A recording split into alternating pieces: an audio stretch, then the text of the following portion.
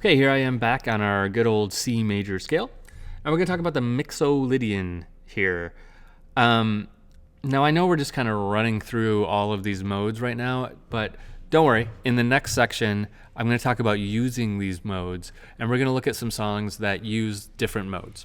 This one has a very cool use in modern music, and that is the blues. If you're playing the blues, you very well may be in the Mixolydian mode.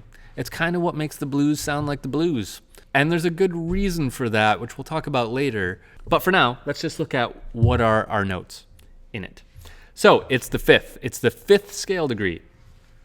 It's the fifth mode in the sequence. So we go up to our fifth note, and that's a G.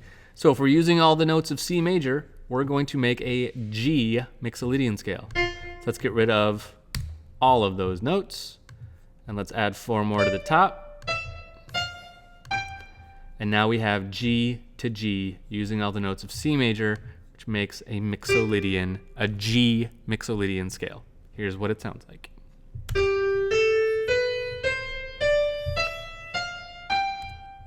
Okay, now I want to play that for you one more time, and I want you to think what sounds different about it. You might not hear anything, because a lot of these, when you're just hearing the scale out of context of music, these are all very subtle. So don't feel bad if you're not like latching on to a certain thing as like, oh, that sounds really weird. It's a very subtle difference. But just listen to this one more time and think about if there was one note that sticks out as like kind of sounding funny. What is it? See if you can narrow it down. Here we go.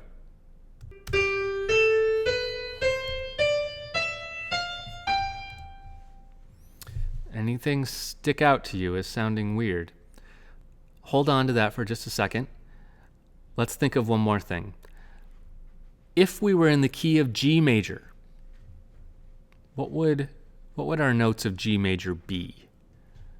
We would have how do we read key signatures, right? Let's go back to key signatures. And let's think about G major. That's going to have 1 sharp in it, right? So it's going to be an F sharp. So the key of, let's look at our key signatures here. This, having 1 sharp, this is the key of G major, because remember we have 1 sharp, we go up a half step, and we call that G major. So that means G major has an F sharp in it. This one does not have an F sharp in it. It has an F natural. So if when you heard it and you were trying to latch on to what is the note that sounds different, if you said the 7th, you would be right. Because we ought to, if this was just a plain old major scale, this would be an F sharp, but it's not. So what is it? It is a major scale with a flat 7. So let's go back to our C major scale. Okay, here we are on C major. Now if we wanted to convert this to a C Mixolydian, we already know how to do it. It's a major scale, so it's closest to a major, and it's going to have a flat 7. So we're going to go to our 7th scale degree, and we're going to lower it by 1 half step. Whenever I use the phrase flat this or flat that, or raised this or raised that, it always means a half step. So if I say it's got a flat 7, it means it's flat by a half step. If it's flat by more than a half step, I would say, we're going to lower this note by a whole step or something like that. But if I ever just say a flat this or a flat that, it means lowered by a half step. And if I ever say just sharp this or sharp that, it means raised by a half step. Just in case I haven't explained that yet. So there we have a C Mixolydian scale. It's a major scale with a lowered 7th scale degree.